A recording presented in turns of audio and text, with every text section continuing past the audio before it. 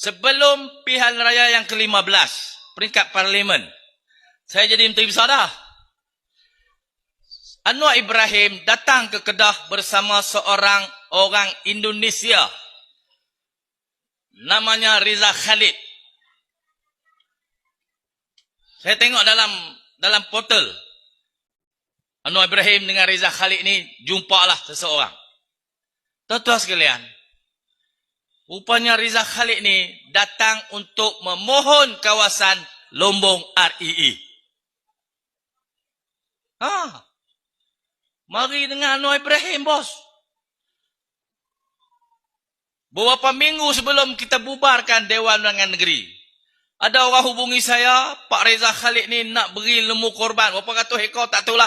Aku takut tak mau, tahun ni tak mau. Pasal nak pilihan raya, aku takut lembu tu jadi rasuah. Saya tak ambil lembu korban, tuan-tuan. Mungkinlah beri tak mana ikut suka dia. Dia kaya sangat.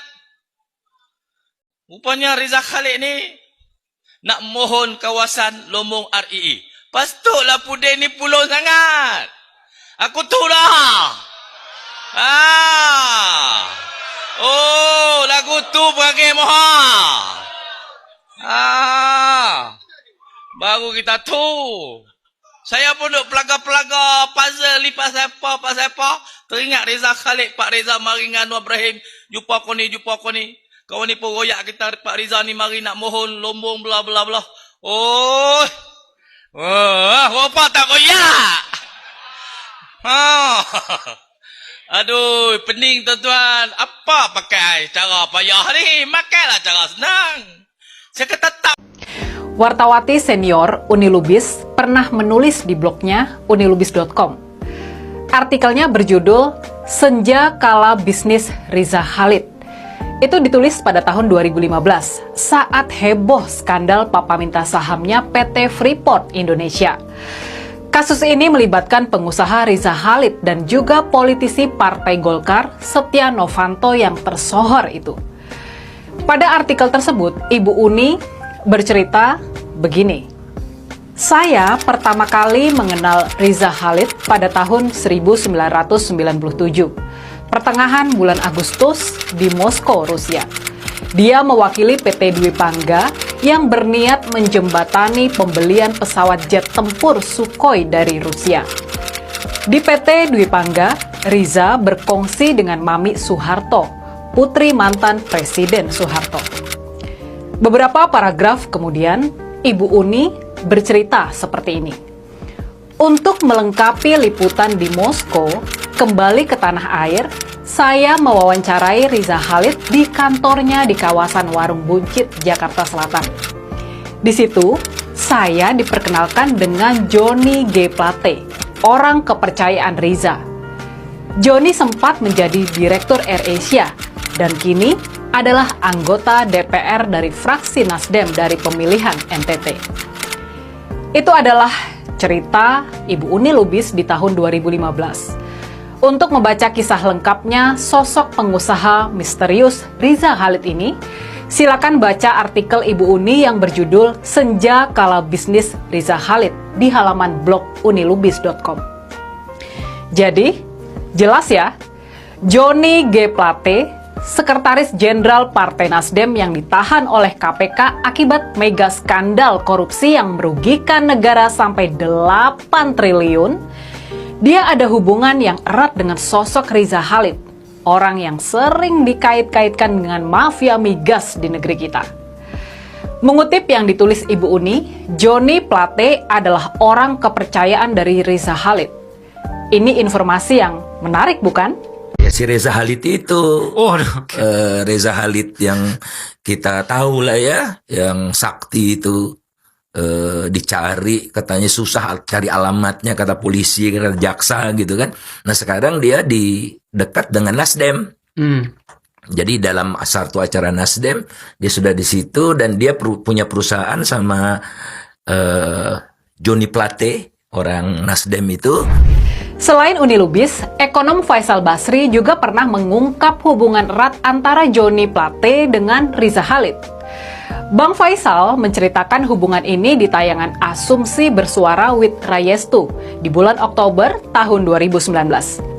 Sebuah artikel di situs Warta Kota dengan judul Faisal Basri Bongkar Mafia Migas di Tengah Permainan Pemilu 2019, sebut Riza Khalid dan Nasdem, yang juga terbit di tahun 2019, menulis ulang cerita Faisal Basri soal Riza Khalid di tayangan Asumsi Bersuara tersebut.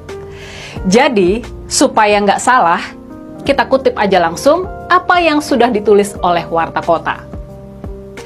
Riza Khalid yang namanya pernah disebut terkait dengan Petral disebut memiliki kedekatan dengan salah satu partai pemerintah, yakni Nasdem. Pernyataan Faisal dikuatkan dengan kehadiran Riza Khalid di acara Nasdem. Nah, sekarang dia dekat dengan Nasdem. Ada satu acara dengan Nasdem. Begitu kata Faisal. Selain itu, ia juga menyebut Reza kini memiliki perusahaan yang dibangun bersama Sekretaris Jenderal Nasdem, Johnny G. Plate. Dan dia punya perusahaan sama Johnny Plate. Main di migas juga. Sampai sekarang dapat kredit dari BRI 26 juta dolar. Jadi nggak berhenti-henti itu, kata Faisal.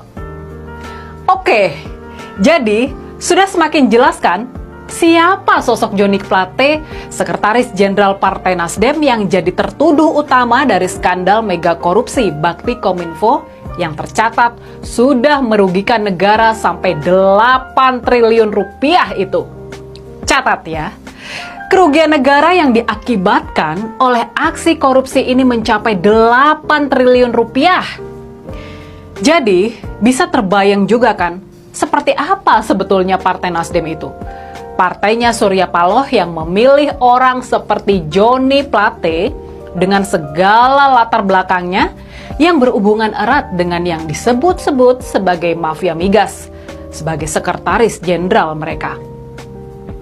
Dari fakta ini, kita bisa membayangkan bagaimana dan oleh siapa saja Partai Nasdem ini dikelola. Kita bisa juga membayangkan bagaimana perputaran keuangan di seputar Partai Nasdem. Dan dari fakta ini, rasanya kita jadi nggak merasa aneh kalau Partai Nasdem sampai terlibat skandal mega korupsi yang sudah merugikan negara sampai senilai 8 triliun rupiah. Semua ini nggak mengherankan lagi, karena melibatkan orang-orang yang bisa kita sebut sebagai pemain lama. Dan maka rasanya nggak mengherankan juga kalau Pak Jokowi dan para penasihat politiknya sejak lama mengawasi sepak terjang menteri asal Nasdem bernama Johnny G. Plate ini.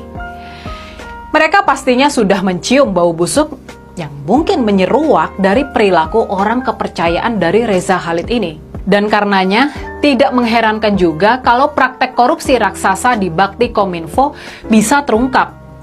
Semua pemain politik sudah punya kecurigaan sejak awal terhadap sosok Johnny G. Plate ini. Dan kalau sekarang skandal mega korupsi 8 triliun Johnny Plate terungkap di saat partainya, Partai Nasdem, berseberangan dengan Presiden Jokowi menyangkut sosok calon presiden bernama Anies Baswedan, itu bisa jadi sebuah kebetulan yang pasti terjadi. Dengan ada atau tidak adanya dukungan Partai Nasdem kepada Anies Baswedan, mega skandal Bakti Kominfo bakal terungkap. Kasus ini sudah diselidiki jauh sebelum Nasdem mendeklarasikan Anies di bulan Oktober tahun lalu. Penahanan terhadap Direktur Utama Bakti Kominfo sudah dilakukan sejak awal Januari 2023. Sejak penahanan Direktur Utama Bakti Kominfo itu, kita sebetulnya tinggal menunggu waktu Johnny G. Plate bakal ditangkap juga.